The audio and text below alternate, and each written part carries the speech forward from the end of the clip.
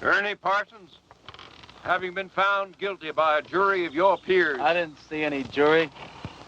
Well, they was around. Anyway, what difference does it make? You gunned down Wendy Jones, and he was one of our most beloved and respected citizens. I heard he was the town drunk. Well, now that he's dead, he's one of our most beloved and respected citizens. I don't care who he was. I didn't kill him. You've got the right to hear a few words from a preacher.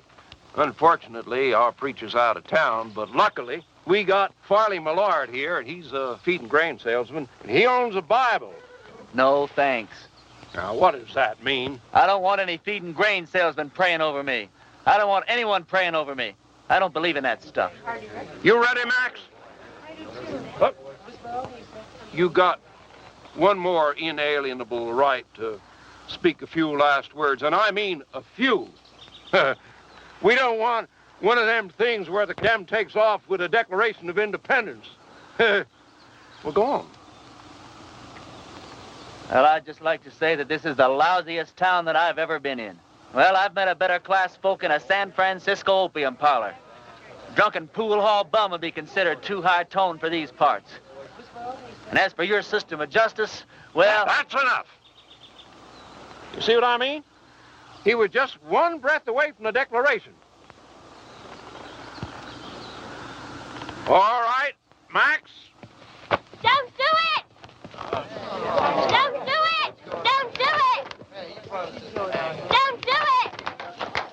Ed Loesch just confessed. He killed Wendy in a drunken barroom brawl about a pregnant Indian squaw. Ed claims Wendy was the father and that he was acting as the avenging angel. Wendy was going to be the father or something? That's what Ed says. All right. On time. Giving his gun.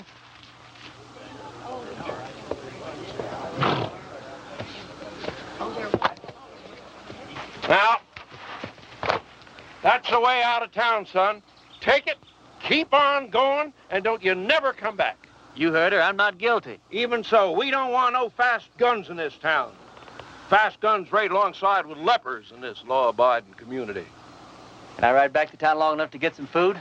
That's the way out, son. Don't press your luck.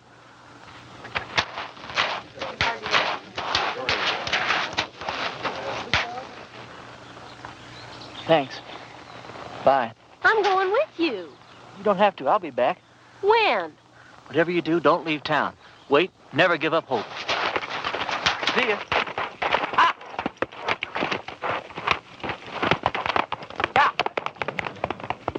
Well, if I'd have known he was going to act like that, I never would have lied for him. Lied? What? You would have never what? I don't care. I thought he was cute. There ain't a man around here I'd have as a gift. And he took a bath every so often besides. After him!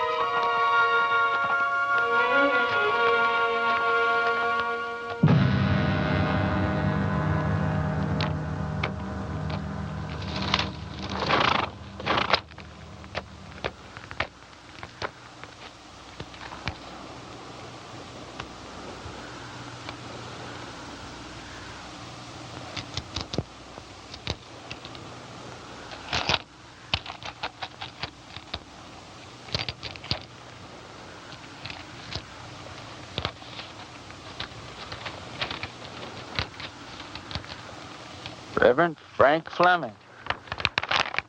Yeah, pleased to know you, Frank. Dear Reverend, everybody in Castle Walk is real excited about you coming here. We ain't had a preacher here in over 3 years. When our last one left in such a hurry, he didn't even say goodbye. He was a pious man, but he had a yellow streak down his back. We're all looking forward to meeting you for the first time. We're all looking forward to meeting you for the first time? I don't know how long you'll be willing to stay, but you'll be welcome every minute of it.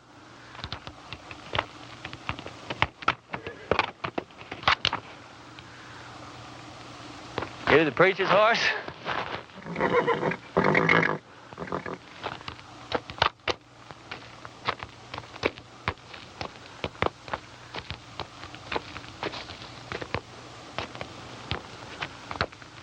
Let's see what you got, pal.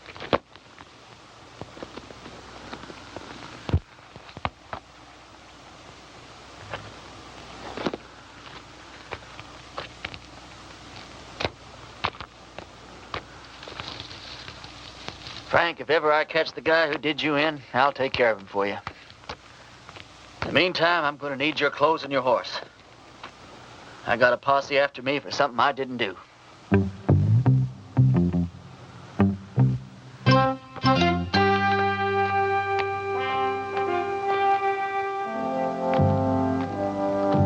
I'd say a prayer for you, Frank, but coming from me, I'm afraid it's liable to do you more harm than good.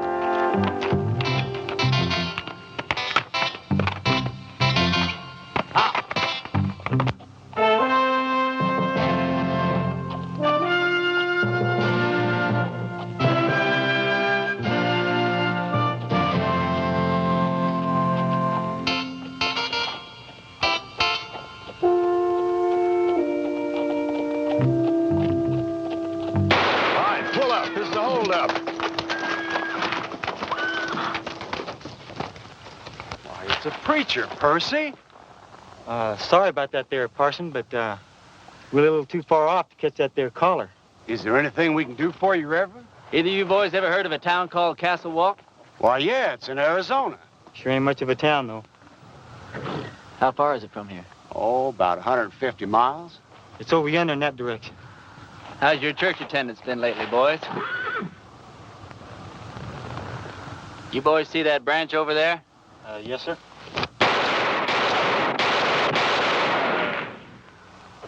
That was for the Lord, boys. He loves you, but he hates your profession. Yeah, I can see how I would. I want you boys to go and sin no more. We surely won't, Parson. As soon as we can afford not to.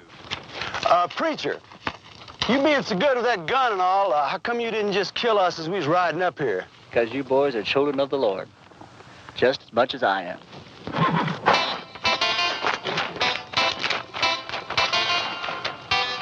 Children of the Lord, huh?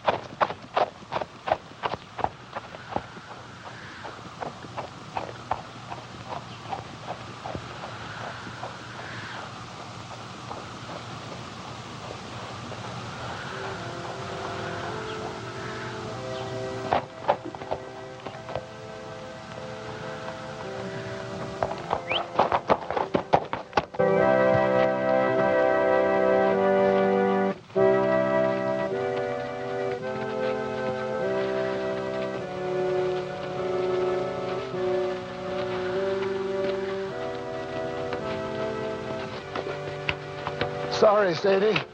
Didn't have the time to dig it no deeper. Well, I guess we better just put him in the ground and get it over with. All right. Without even a few words? Mr. Ross didn't say nothing about no words. Said we could have a burying. Mr. Ross didn't say nothing about no words. But Sam was a Christian man. You can't just bury him like a wild dog. Can't we stand up to Mr. Ross just this once? You're leaving here after the burial. We got to stay here and live with him. All right, let's get going.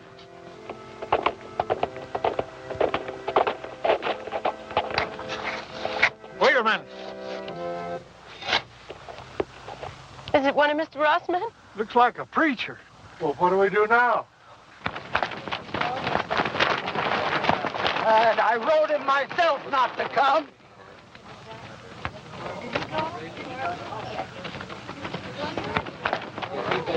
Thank God you're here, Reverend. I've got many receptions in my life, ma'am. Yours is almost unique. We were going to have to bury my husband without any proper words being said. But now that you're here... You, the Reverend Frank Fleming? That's right. I wrote you a letter telling you not to come. No, you wrote me a letter welcoming me to Castle Walk. I wrote you that letter. Yeah, but things changed.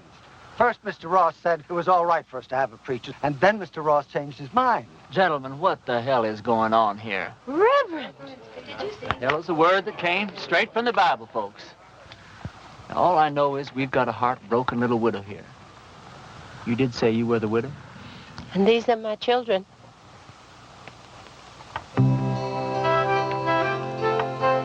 That's a child? She's 18. Oh, she certainly is.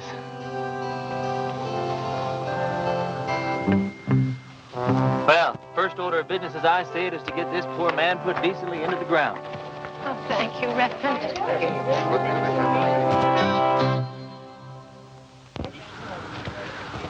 Oh, I don't know what Mr. Ross is going to say about this. I haven't been here 5 minutes, and I'm already sick to death of Mr. Ross. Come on, let's bow our heads. Don't you have a Bible, Reverend? Oh, I probably do in my saddlebag.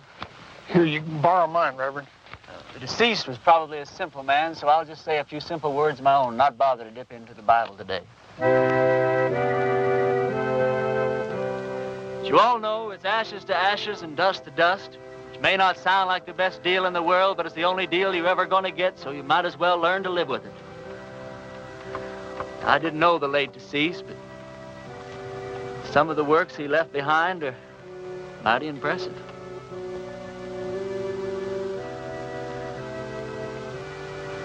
Well, what did he die of? He was shot in the back. May the full wrath of the Lord fall on people who shoot other people in the back. It's a rotten, sinful way to make a living. Amen. Amen.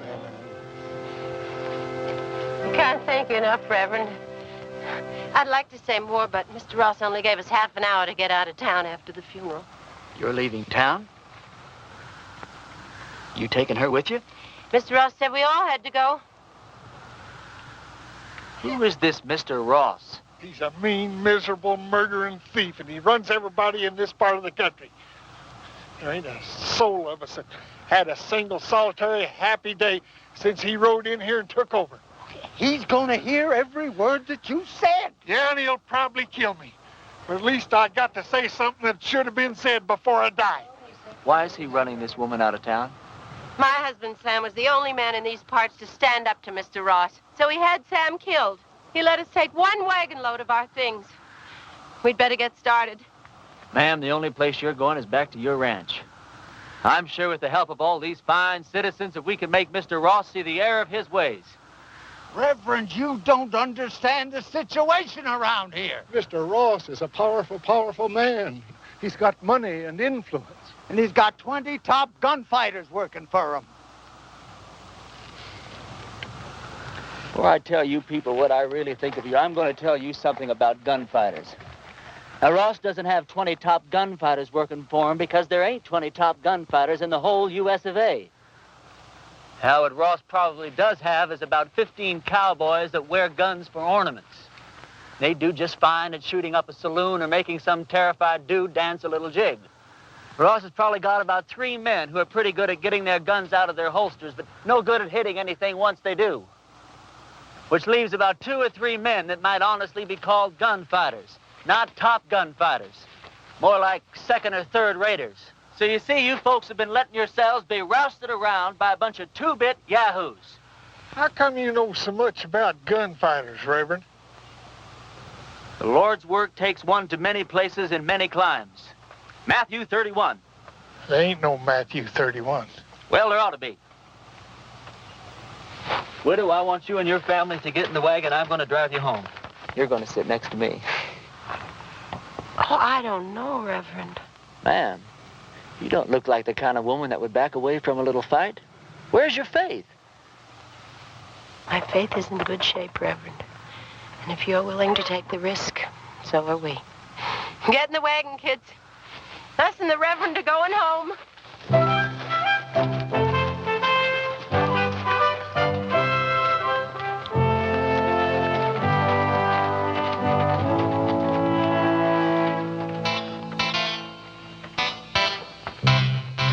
The lives of this family will be on your soul, Reverend. Oh, Reverend.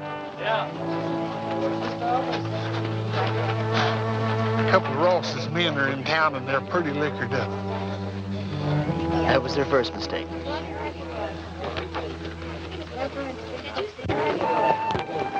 You ride my horse, son. Okay.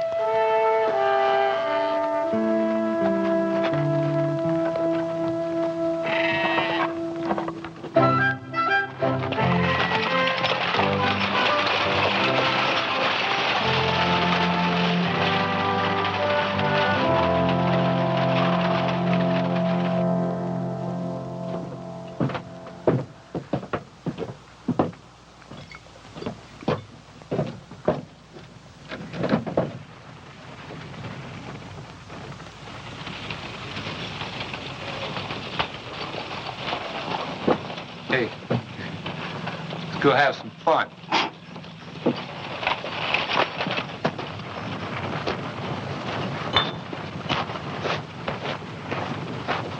Remember the children, Reverend. Those are just two of the cowboys, ma'am. Who? Where do you people think you're going? Where's the place that Ross would least like us to go? I'd say her ranch. Well, that's exactly where we're going. Wait till Mr. Ross hears about this. Mr. Ross is a skunk of doubtful parentage. Mr. Ross is so low he could walk under a rattlesnake's belly wearing a high hat. And that's what I think of Mr. Ross without ever having met the man. Now, that was indecisive, cowboy. Could have very easily cost you your unimportant life.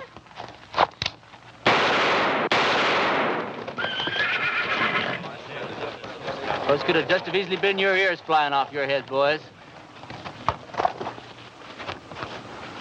Well, that's a terrible way for a preacher to act.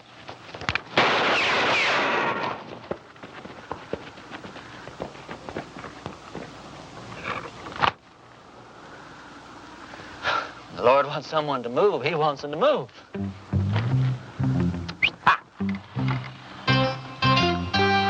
Reverend, my husband Sam would have followed you to hell and back. Oh, don't talk about hell to a sinner, ma'am. You're a sinner? Yeah, we're all sinners. We're about to be.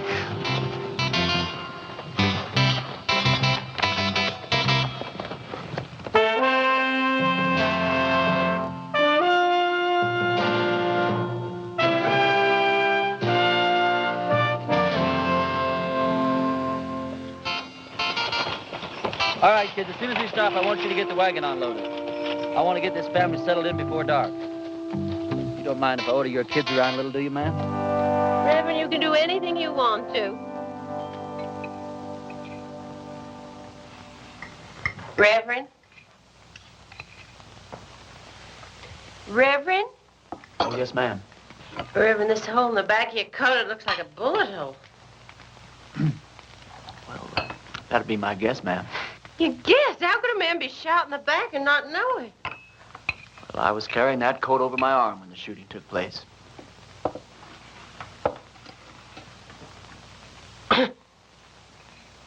Well, tobacco's one of the Lord's works, too, ma'am.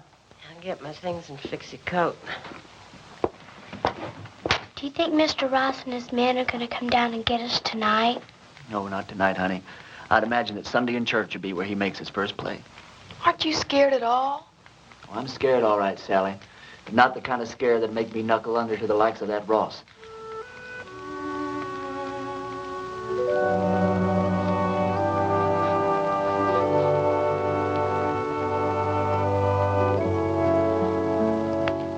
thought of a text for your sermon tomorrow, Reverend? Tomorrow? Tomorrow's Sunday. I've lost all track of time the last few weeks. What do you think I ought to preach about? I thought you said the sin of cowardice. Yeah, that's not bad either. Thought you probably had some favorite passage from the Bible to illustrate your point. Oh, I do. Several of them, as a matter of fact. But what's your favorite passage from the Bible that would illustrate that point, man? I think it would be Luke 12. Christ says, do you think I have come to give peace on earth?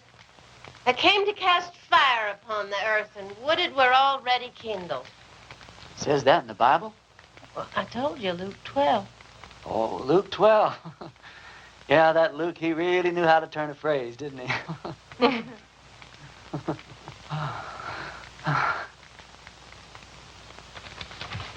Clean your clothes up for the services.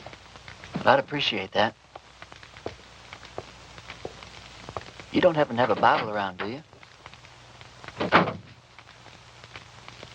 I seem to misplaced my glasses. Could you turn to that spot in Luke that your mother was talking about? It's right here. You don't wear glasses. You know something, you're right. I don't know what got into me.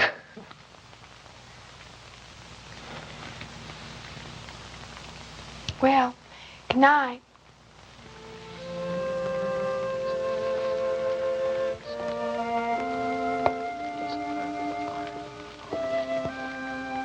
Good night.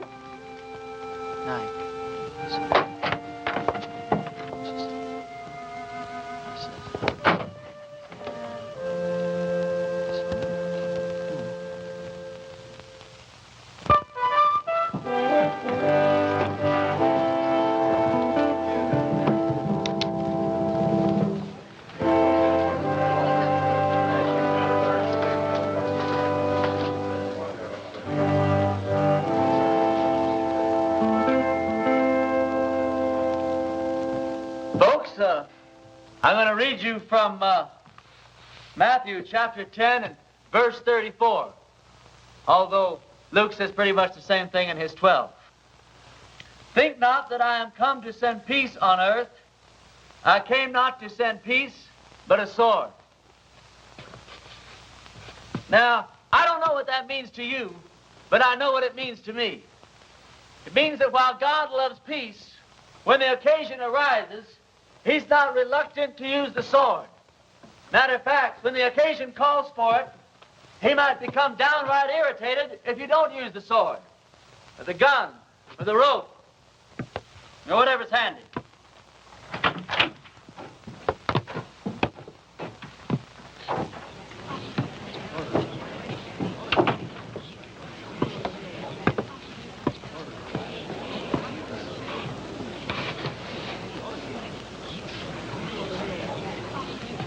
Now, you folks have had a cross to bear here lately, and his name is Ross.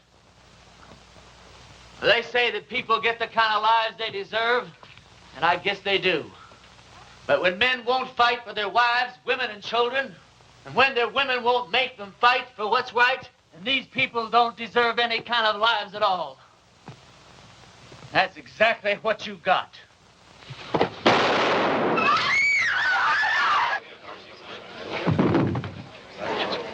Get his gun.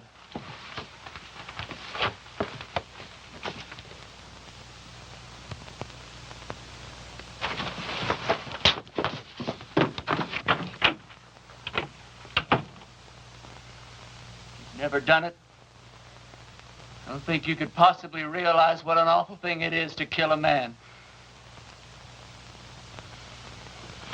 I don't know who God must be mad at the most.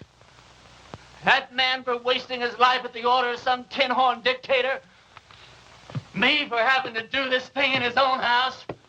You people for having quit before the fight even got started. I haven't got the heart for any more church today, that's all.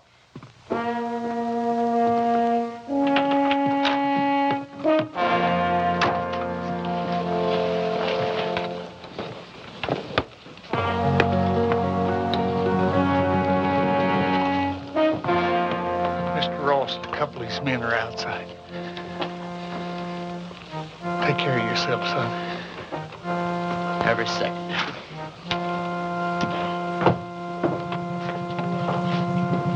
Bring that body outside.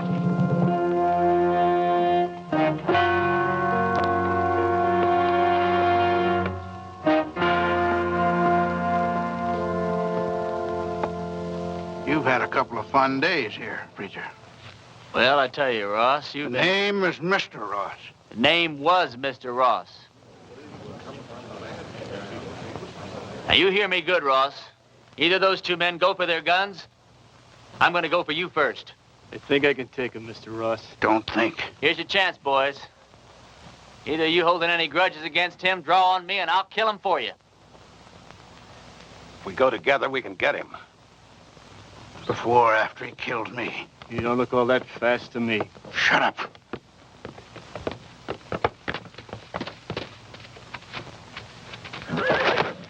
Friend of yours, Ross? All right, preacher. You've pulled yourself off a nice little grandstand play for the folks. Now, I want you out of town. Who killed Sam Underwood, you or one of your men? I'm going to find out if I have to take the whole bunch of you to pieces. Give me the word. I'm sure I can beat him. We'll go on back to the ranch. I'll be there in a minute. You sure? Now.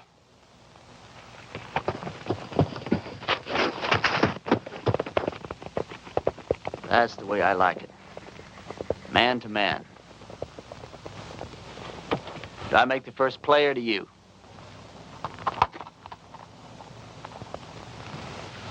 I just changed my mind, preacher. I don't want you out of town. I want you right here where I can get you anytime I want you. Service is next Sunday at 10 o'clock, and there's a 4-bit fine for being late.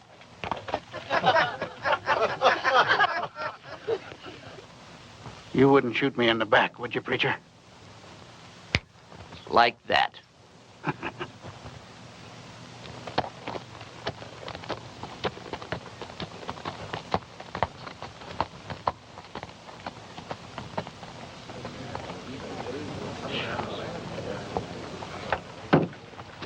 Any of you folks think your preacher doesn't deserve a drink after the events of this morning? Well, we just don't believe in the same God, that's all. Some of you boys plan him, will you? Don't you feel a little strange having a drink with your preacher on a Sunday morning? No. How come? You know, about 10 or 12 years ago, I took a trip up to Cheyenne. Come across this altercation between a 19-year-old kid and one of the top gunslingers in that part of the country at that time. This kid, he didn't want no part of the fight, but this gunny was drunk. And he kept at it. And finally, the kid had to go for his gun or get blasted right there in his tracks. It was plumb pitiful. How? This kid was the fastest thing I ever seen. Caught that gunny flat-footed. Why, he was dead before God got the news. I inquired around, found out this kid's name was Ernie Parson. Ernie, what are you doing here in Castle Walk dressed up in that preacher's outfit? It's a wrong guess, Billy. You know, once you've seen a top man handle himself in a gunfight, you never forget one little detail. What are you on for anyway? Doesn't matter. I didn't do it. They'll hang me just like I did if they catch me. Did you kill Frank Fleming? Oh, of course not.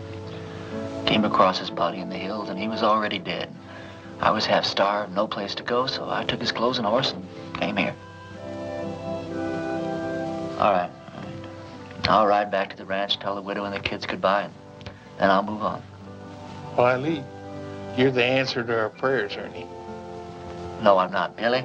Don't let these clothes fool you. God moves in mysterious ways, boy. Not that mysterious. Look, Billy, what I'd like to know is if I do stick around here, how much help can I count on from these God-fearing people? Almost none. Almost none? None.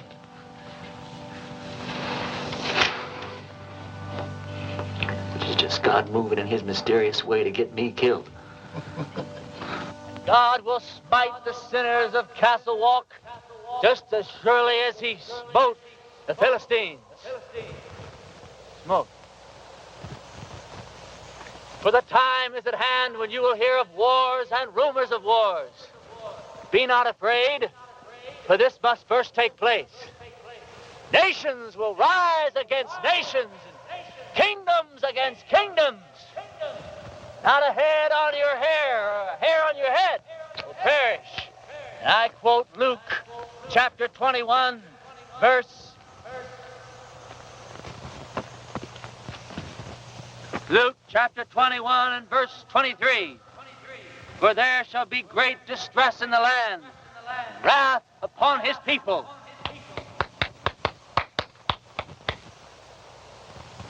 I brought you some lunch.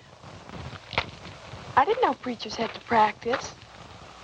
Well, it's either that or watch the collections fall off. Huh? Oh, that's a real bad joke I stole from the Methodists. Oh, Did your mother know you came out here alone? I don't know. Why? Well, you're a very attractive young girl. Almost too young, as a matter of fact. Most of the girls around here are married by the time they're 13 or 14. 13, huh? Well, I'll have to look into that. Why? They're the lucky ones. Even if they don't get a trip to Phoenix out of it. Is that the price of marriage around here, a trip to Phoenix? No, but it sure doesn't hurt. Look, do I have to keep on calling you Reverend? Oh, no. Call me Ernie. Ernie? My full name's Frank Ernest Fleming. All my good friends, they call me Ernie. Is there anything in your faith against marriage? No, not in my faith.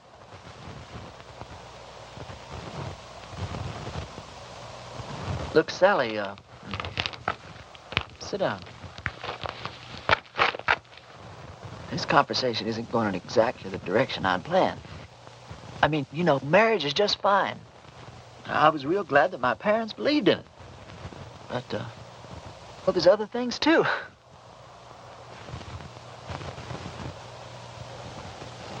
You don't know what I'm talking about, do you? I know what you're talking about. Let's see. What's the matter? Oh, it's these clothes and this collar. It's just, I'm not going to get anywhere dressed like this. I don't see that it makes much difference. You would if you were dressed like a nun. It's just the wrong outfit for what I had in mind.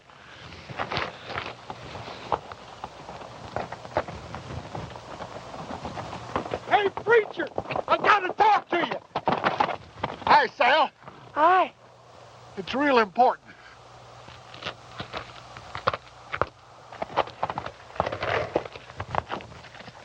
You know a gunfighter named Jake McCoy? Yeah, I know of him. He's in town, My blessings on him. and he's working for Ross. Is he really good? Yeah, he's the best.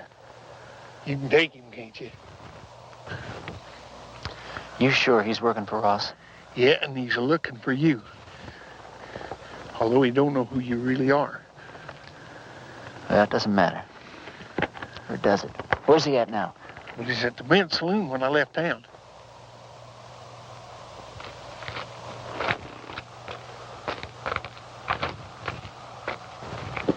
You're going to have to ride back to the ranch alone. We didn't get very much accomplished today, did we?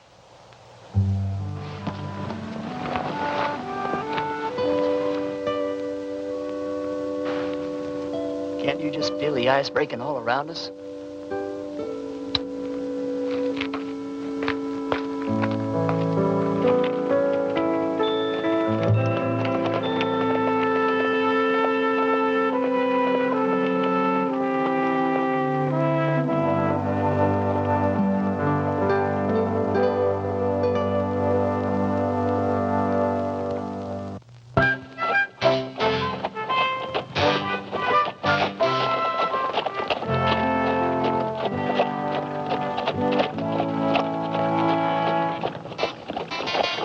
Well, this is your last chance to ride on out of here. Forget about the whole thing. I can't. I don't know why, Billy, but I just can't.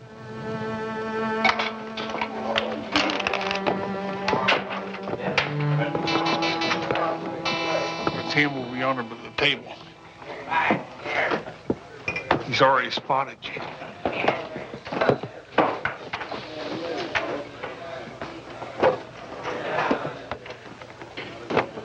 Hello, Jake.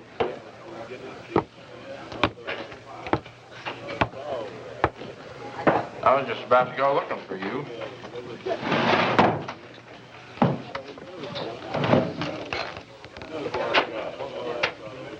You ever run into Ernie Parsons anymore?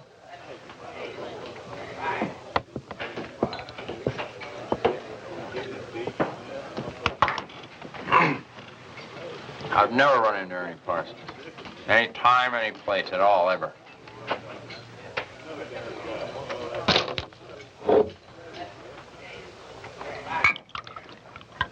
You have now. You?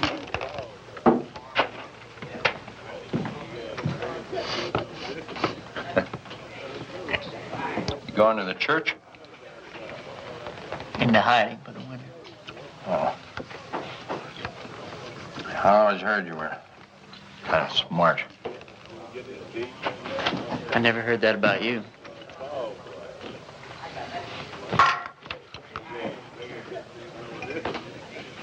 Look, are we really gonna have to go through with this thing? I got $1,000 in my pocket. And the girl waiting for me in Boulder City says I gotta go through with it. You all that sure you can beat me? You all that sure I can't?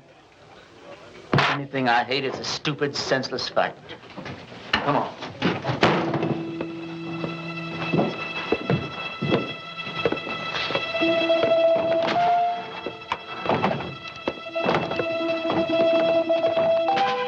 Well, how do you want to do this? Billy, when we get in position, flip a coin.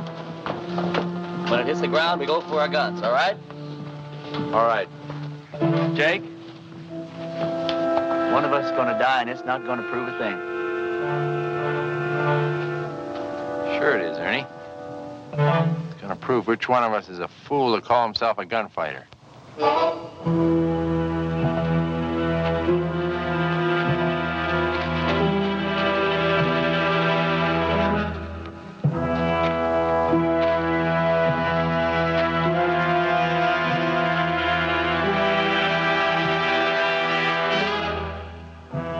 Boys ready?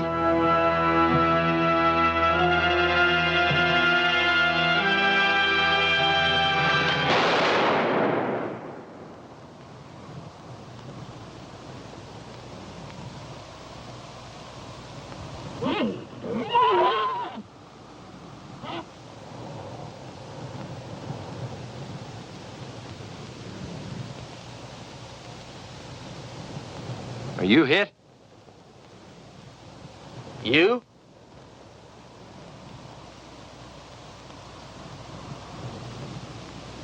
Did you ever miss from this distance before? Never. Me neither. Want to try again? No. No, I think somebody's trying to tell us something. You put your gun away. I'm going to get on my horse and get out of this place.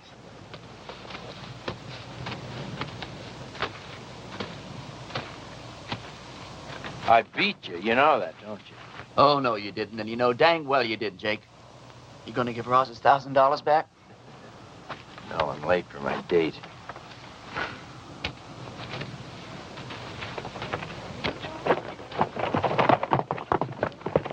You folks see where those bullets hit? I don't think it hit anywhere, Reverend.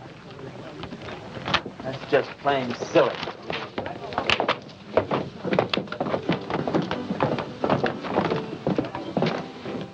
Whole dollar.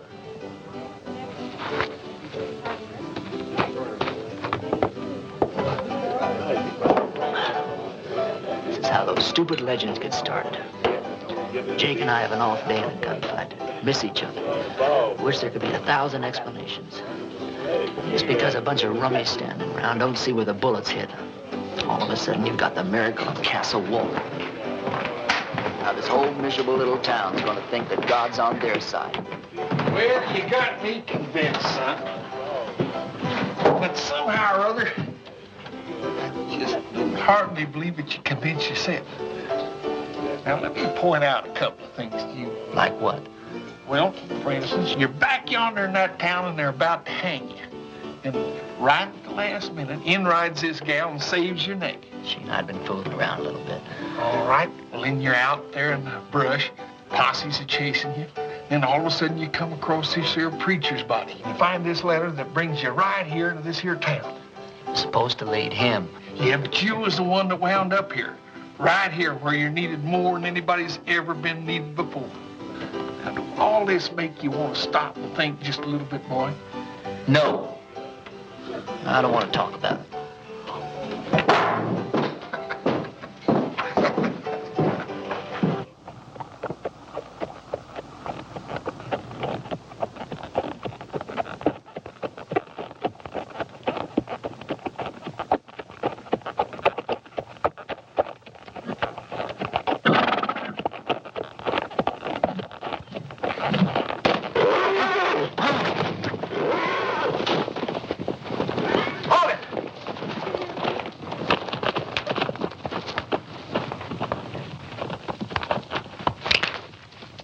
You should have listened to me when I told you to get out of town.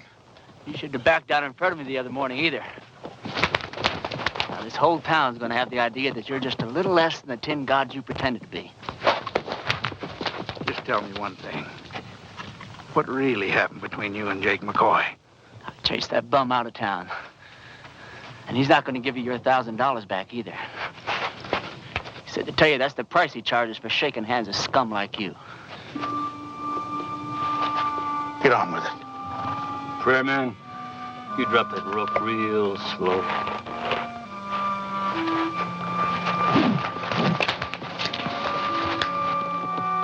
Drop it.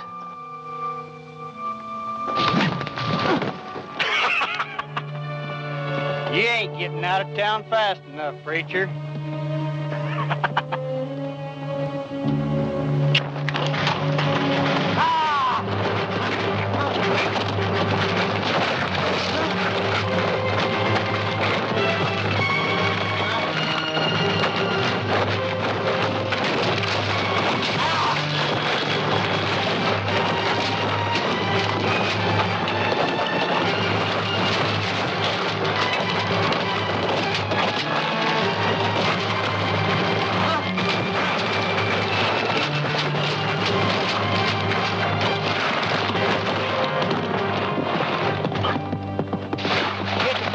Preacher?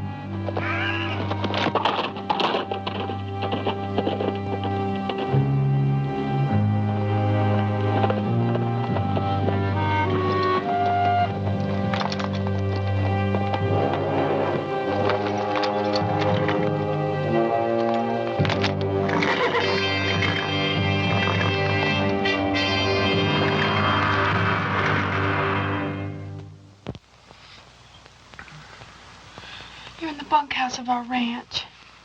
I thought it would scare the kids if they saw you like this. How'd you find me? When you didn't come home last night, I set out to look for you.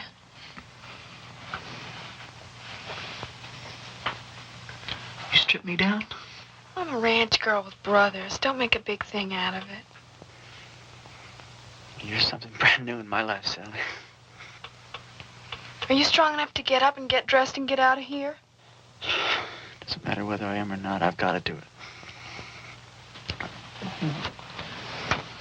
You turn your back, Sal. I'm not as advanced in my thinking as you are. Will I ever see you again? Sure, why not? I'm not going far. Well, you have to.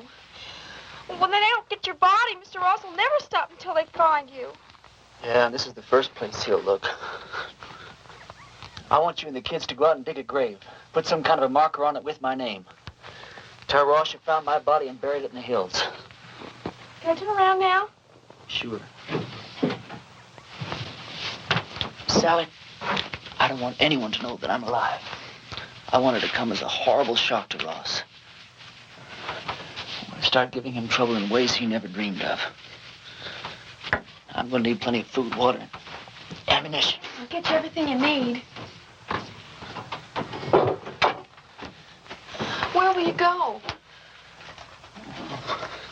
I'll hide out in the hills for a while. Well, Ernie, in this part of the country, if a girl undresses a man, it's customary for the man to make an honest woman out of her.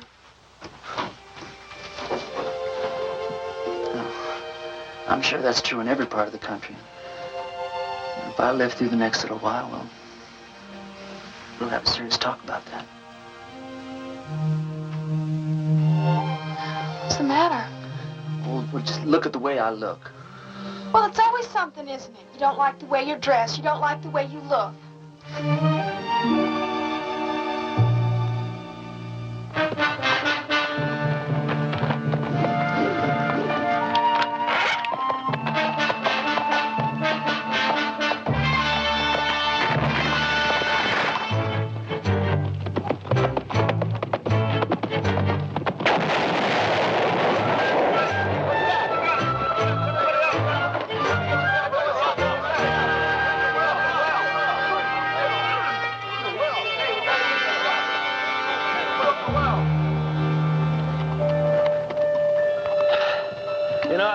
There's a bunch of outlaws operating up in these hills.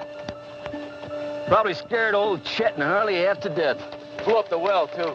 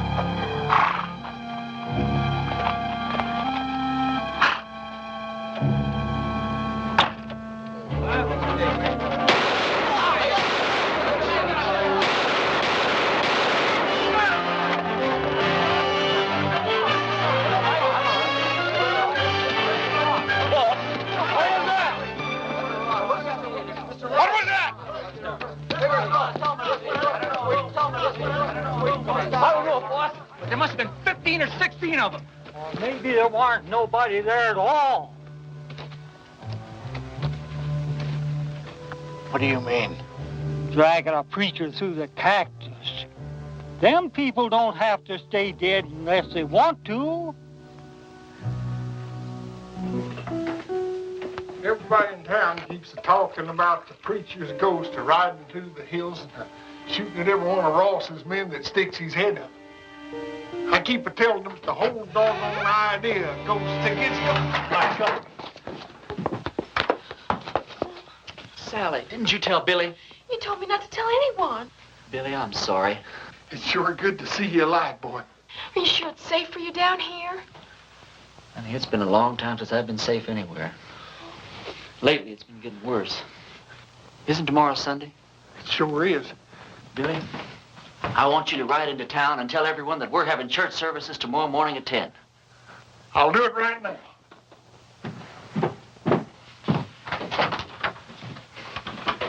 Sally told you our plans, ma'am? Yeah. You have any objections? No. Ma'am, has it occurred to you that, well, Sally's liable to end up one of the youngest widows in these parts? Mary Mert's only 14 and she's been a widow 2 years. Besides Mary Mert. No, Grace Dorothy only been married a week and a half when her husband fell down a mine shaft. You know how old she is. Sally, could we take a walk outside? Will you excuse us, ma'am? Sally, the reason I brought you out here is, well, one of the reasons. If we're going to be husband and wife, then you've got a right to be in on the decisions that affect the both of us. You understand? Now, if I stay here and fight it out with Ross and his men, the chances are very good that I'll be killed. But on the other hand, we could leave here tonight, get married the very first town we come to, go someplace we both like and settle down and just have a wonderful life for ourselves. It's all up to you, Sally. You just say the word. Well, Mom always said never throw yourself in between a man and what he thinks he's got to do. Well, I won't kid you, Sally. I'm a little disappointed in that answer. No, it's all right. I got the strangest feeling that I've been pointed straight toward this shootout ever since the day I was born. There wasn't a thing in the world I could do about it. Billy says it's God moving in his mysterious way. Me? Well, I just don't know.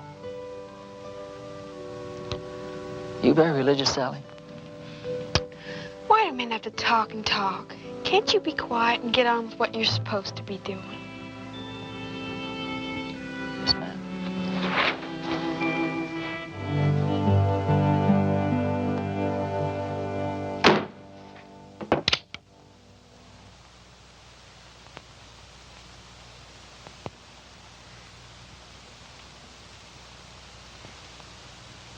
Folks, I'm here today as your preacher and as God's representative. As your preacher, I've stood up to your enemies for you, and all it's gotten me so far is a lot of bruises and a bunch of cactus spines. Now, I understand that a lot of you thought I was dead, and that my ghost was raging through the hills, wreaking my vengeance on Ross and his men. But I want to ask you something. What were your feelings? Were you scared that you might have an angry ghost raging in your hills? Or were you ashamed because not a single one of you came out to see if I was alive or if I might not need some help? Well, I'm warning you people. While you're sitting around waiting for God and me to do your work for you, God just might have some plans of his own. Maybe he's not as angry at Ross as he is at you.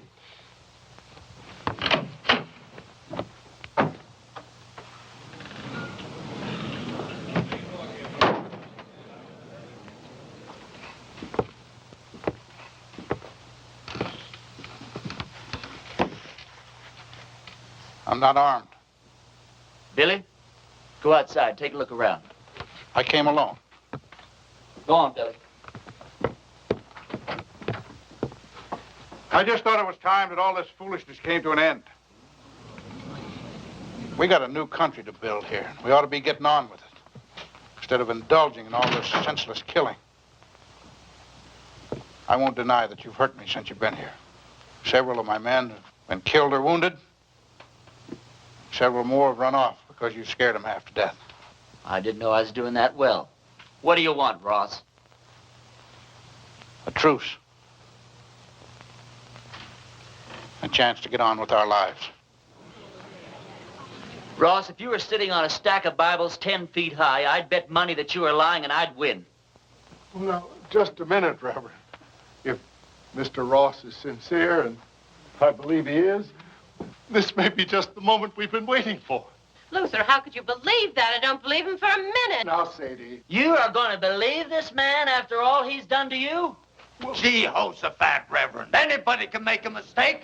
If Mr. Ross is man enough to come here, Please. I didn't mean to create any dissension amongst the preacher's flock. Now, you've all heard what I have to say. Think it over.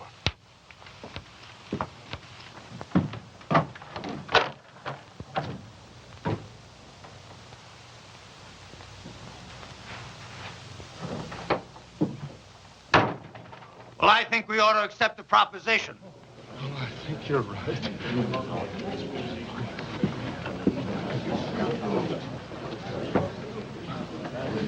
I have an announcement to make. Miss Sally Underwood and I are going to be married tomorrow morning at 11. You're all invited. I don't know. The second the ceremony is over, my wife and I will be leaving this God-forsaken town for good. The ceremony won't take place here in the church. It'll be at the Mint Saloon. You can say what you want about those people at the Mint, but they know why they're there and they do something about it.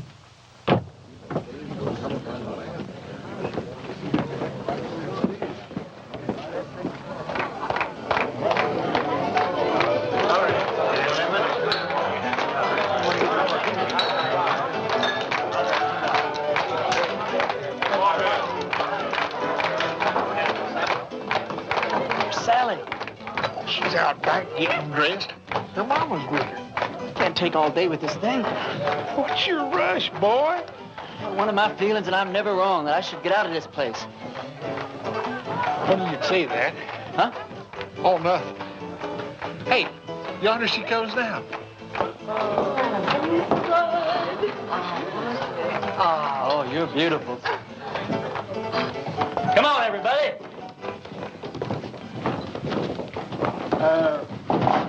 Don't you get the feeling that maybe something's missing here?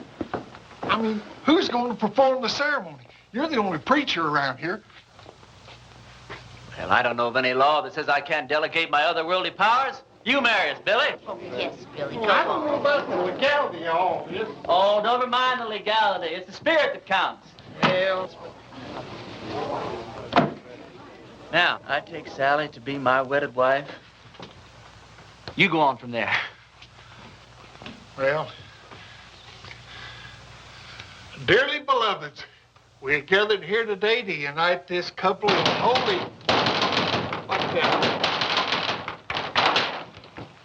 Reverend, you were right. Ross and his men have bypassed the town, and they're circling around, and they're coming in that way. Please let us down again. Hold it down, hold it down. How many men? I counted 14, including Ross. How long before they get here? Not more than 5 minutes. Well, 5 minutes is plenty of time. Go on with what you were saying, Billy. I'll have to get ready for Ross, otherwise I won't stand a chance. We'll have to finish this thing later. All right, folks, this is it. Now you see how much his word means. Ross and his men are coming into town for just one reason, to get me. Because he knows if he kills me, there won't be enough fight left in the rest of you to hold off a bunch of sick old ladies. This thing works two ways. Now, if I can get Ross first, then his men won't have any reason to go on with the fight. So all I'll need is some of you to keep his men pinned down while I take care of Ross.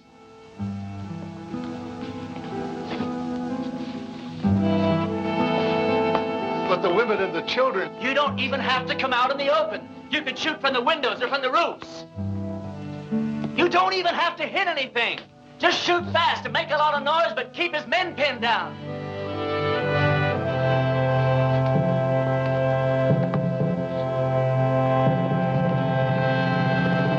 Believe it, Reverend, I'm with you. Give Ma and me a couple of rifles.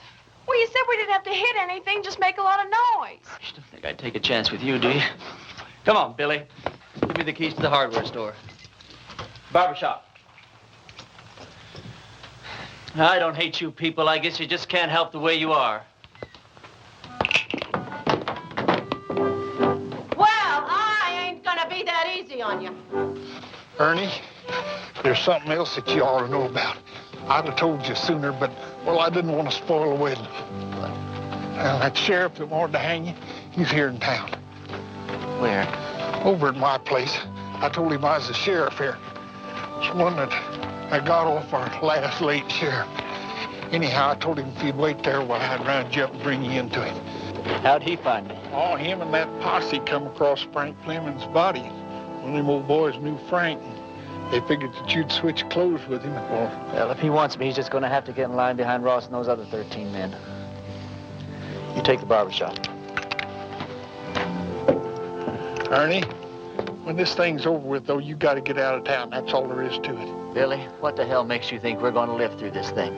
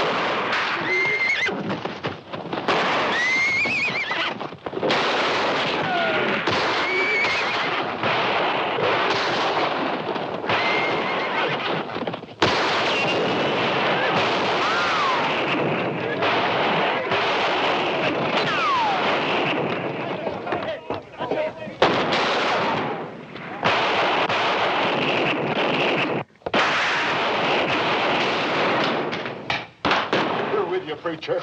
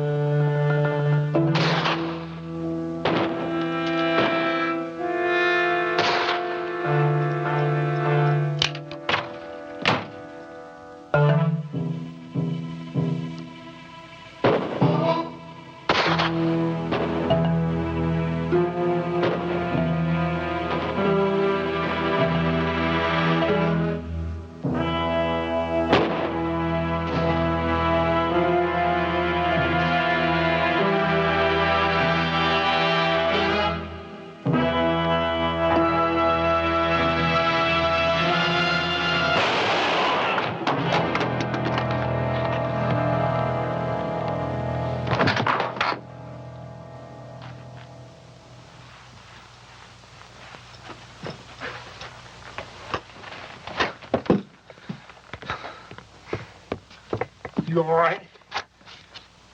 Barely. Listen, all you Ross's men. Ross is dead. And anyone who keeps on fighting is going to have to stand trial. How do we know he's dead? Because I'm alive. All right. You heard the man.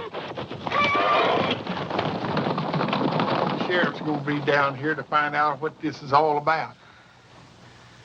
Yeah, I know. Billy, get my horse and meet me out back, huh?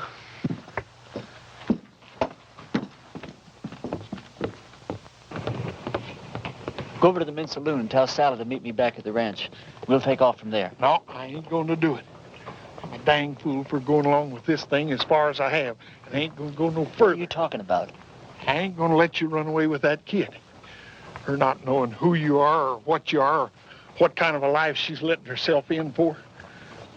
You think if I told her everything, she still wouldn't ride away with me? Well, of course she would, Ernie. Because she's 18 and you're her first love. Well, that's good enough for me. Ernie, when that sheriff finds out you've left town, you suppose that he's just going to give up? I can take care of him. Yeah, you can take care of him with one hand, or you take care of Sally with the other. Then if something goes wrong, why, she can just stand around with your baby in her and watch you hang. You think I could just ride off without telling her why? I'll tell her. Yeah, then what happens to her? Oh, she'll be tore up for a while, but she's young. She'll get over it in a month or two. Yeah, but I won't get over it in a month or two. I'll get your horse. I'll get it myself.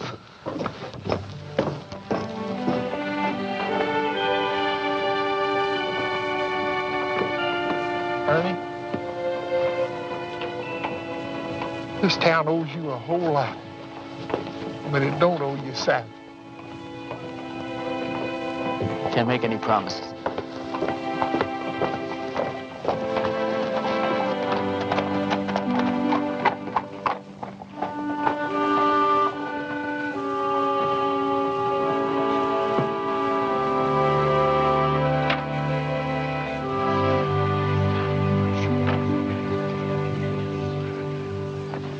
He's all right. He's not hurt, and he'll be here any minute. Damn